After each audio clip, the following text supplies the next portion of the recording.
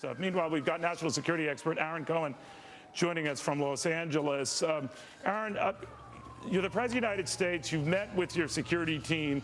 You've already sent out your Attorney General, Eric Holder, to do whatever he can and provide whatever resources Boston and Massachusetts officials need. What are they looking for? What are they doing? What should we be watching?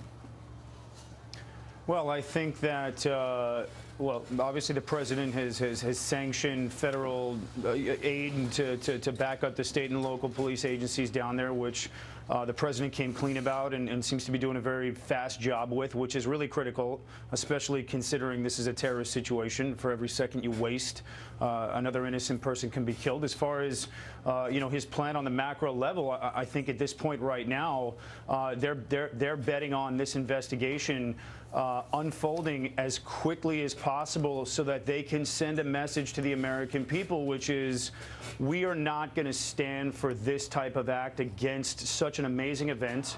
And he has a responsibility, I believe, to come out and do everything he can to say we are going to exact a high price. We can't protect every pipe. We can't protect every building. He came out and said, he doesn't have all the information, but I believe with him and his administration at this point, it's going to be about exacting or assuring the Americans that they're going to exact the highest price possible once they have the intelligence that they need to be able to actualize it and act upon it.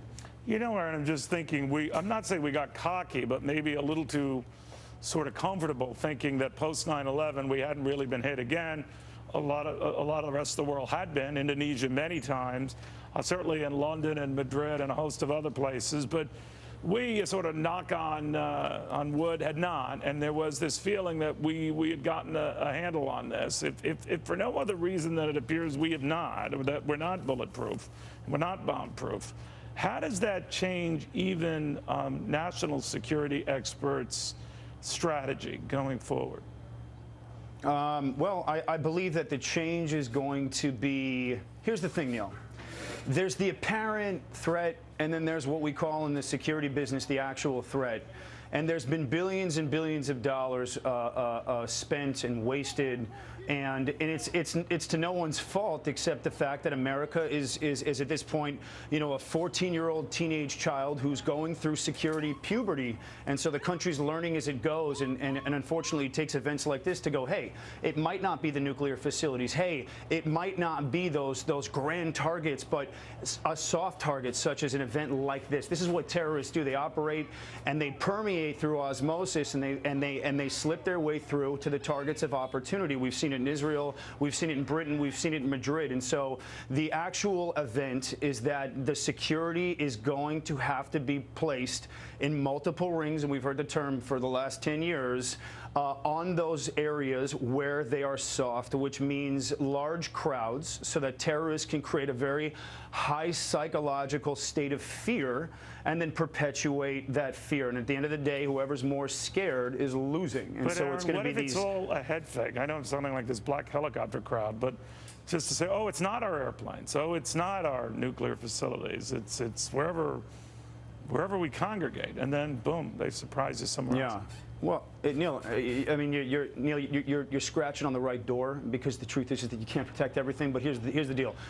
It's about intelligence. This is about making sure that you have the information, and I don't want to point the finger at Boston, and these guys have been responding as good as it gets. I mean, the reason why they were there so quickly is because they had this tactical response protocol in place. They responded to the area. They were sweeping for threats. They found threats, and they were continuing to sweep the area. And that's the triangle of the tactical response for counterterrorism.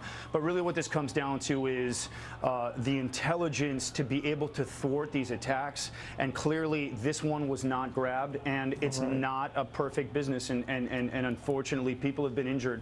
We need to toughen up with these soft events. Aaron, thank you very much for taking the time. Imagine a crazy day for you too, young man. Thank you.